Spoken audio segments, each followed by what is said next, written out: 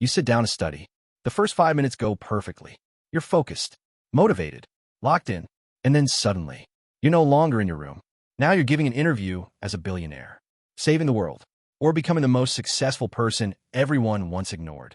And after a few minutes, reality hits. Your book is still open on the same page. This is daydreaming, something almost everyone does. But here's the scary part.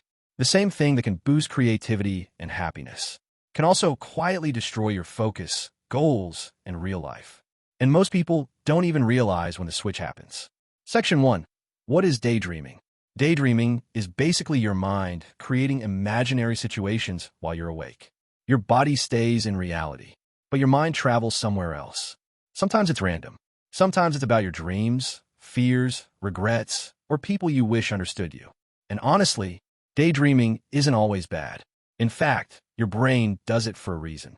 Because sometimes reality becomes exhausting, and imagination becomes a temporary escape. But before we talk about the dark side, there's something beautiful about daydreaming that most people ignore. Section 2. Benefits of daydreaming. Almost every creator, inventor, artist, or dreamer spends time imagining things that don't exist yet. That's daydreaming. It helps people imagine goals, solve problems, become creative, and even reduce stress. Sometimes your best ideas come when your mind quietly wanders. A future success usually begins as a fantasy inside someone's head. Even athletes imagine winning before the match starts. Your brain rehearses possibilities through imagination. So no, daydreaming itself is not the enemy. But problems begin when imagination becomes more comfortable than reality. And that's where things slowly become dangerous. Section 3. Why daydreaming turns into maladaptive daydreaming. Imagine this. Someone feels lonely in real life, ignored, stressed, or emotionally hurt. But inside their imagination, they're loved, powerful, important. Now the brain notices something dangerous. Fantasy feels better than reality, so it starts escaping there more often. Not for creativity anymore, but for comfort. And slowly, minutes become hours.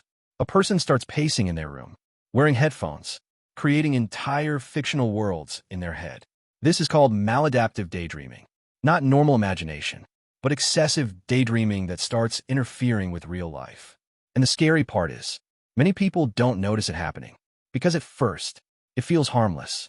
Section 4. Problems caused by maladaptive daydreaming. At first, it feels comforting, but later, reality starts feeling empty compared to imagination. People begin losing focus while studying or working. Tasks that should take 20 minutes start taking hours. Some people even avoid social interactions because their imaginary world feels safer. And the worst part? Guilt. Because deep inside, they know time is slipping away. You plan big goals in your imagination, but real life stays unchanged. And slowly, frustration grows. Not because the person is lazy, but because their mind became addicted to escape. An escape that once protected them, now starts controlling them. But thankfully, this is not permanent. And no, the solution is not to stop imagining completely. The solution is learning how to return control back to yourself. Section 5. How to overcome maladaptive daydreaming. The first step is noticing your triggers. For many people, maladaptive daydreaming increases during loneliness, stress, boredom, or while listening to certain music. Once you notice the pattern, you stop running on autopilot. Second, don't try to destroy imagination. Redirect it. Write stories. Draw. Create videos. Journal your thoughts. Turn imagination into creativity instead of escape. Third, stay physically engaged with reality. Exercise. Talk to people. Keep short goals. Reduce endless scrolling and isolation. And most importantly, be patient with yourself, because the mind created these fantasies for a reason. You're not fighting your imagination. You're teaching a balance. Daydreaming can either become a beautiful tool or a beautiful prison. The difference is simple. Are you using imagination to build your real life, or to escape from it? Because dreams are powerful, but only when they inspire reality, instead of replacing it.